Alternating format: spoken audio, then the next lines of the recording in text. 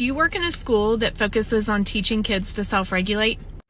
My name's Rachel. I'm a clinical school social worker and a mom of 4. I wanted to share, I think we've been going about this a little wrong.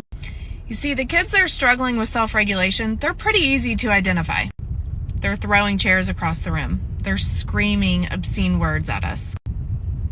We're even really good after they're identified about writing goals around teaching them to self-regulate. The problem with that is, though, we've kind of skimmed over social development. You see, kids actually learn to self-regulate through something called co-regulation. And that skill actually starts at birth. Kids learn to self-regulate through their parents or caregivers co-regulating with them. If you have kids of your own, I'm certain you've done this before.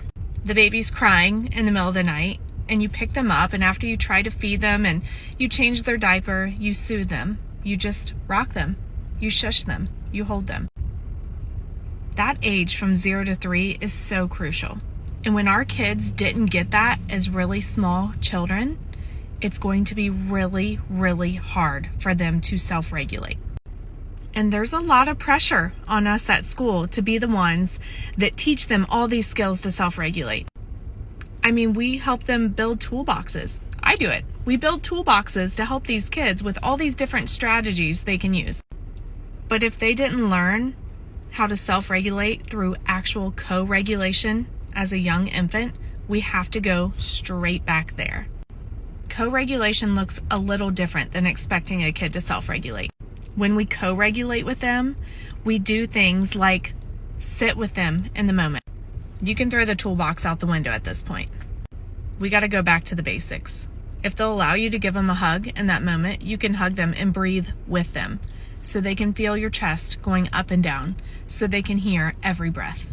And if it's not safe in the moment for you or them to give them a hug, you can just sit with them. Sometimes humming a low tune, similar to how we would do with a baby. Not telling them to calm down, not telling them to deep breathe.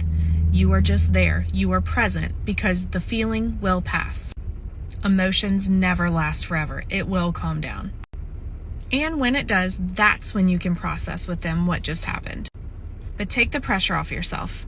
You don't have to have this big, long list of things to tell kids to do when they're losing their crap. Just be present, co-regulate with them until they have the confidence to start utilizing some of those skills that you're doing with them independently. Like and follow for more trauma-informed tips.